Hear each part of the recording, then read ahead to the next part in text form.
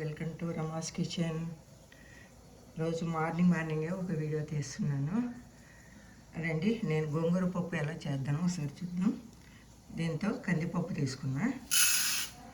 ఇవి శుభ్రంగా కడుక్కోవాలి. అంతే వేసి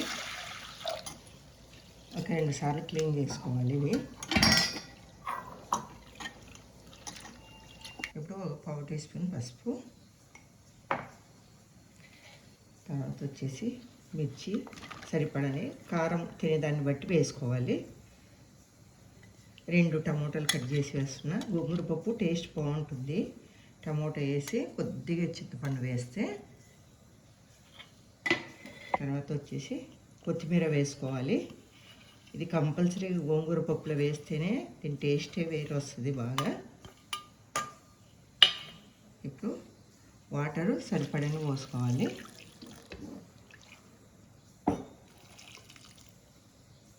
గోంగూర పప్పు గట్టిగా ఉంటేనే బాగుంటుంది. పల్చ కావాలన్నా కొద్దిగా వాటర్ ఎక్కువ వేసుకోవచ్చు.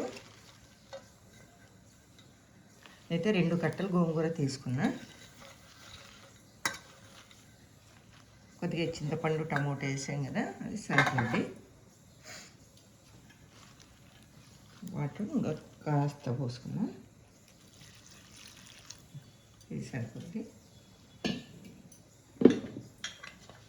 ఒక 3 విజిల్స్ రానిచ్చి కుక్కర్ ఆఫ్ చేస్తాము.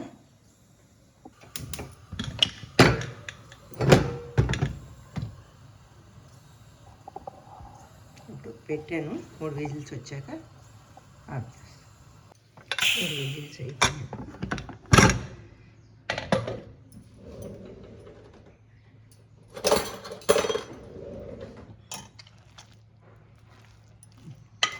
మెత్తగా అయిపోయింది పప్పు. ఇప్పుడు వేరే దాంట్లోకి చెక్ చేసుకుని వేనిపెట్టాము. దీంట్లో అంత మెత్త కాదు. ఇప్పుడు సరిపడేంత సాల్ట్ చూసి మళ్ళీ వేసుకున్నాము. ఇప్పుడు పప్పు దిక్కు మెత్తగా వండుకోవాలి.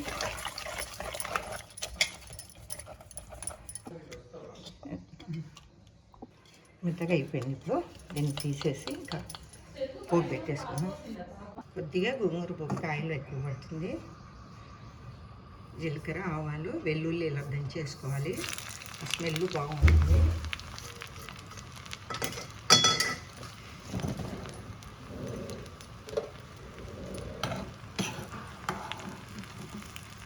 ఇది సన్ఫ్లవర్ ఆయిల్, 3 ఎండుమిర్చి కట్ చేసే కరివేపాకు,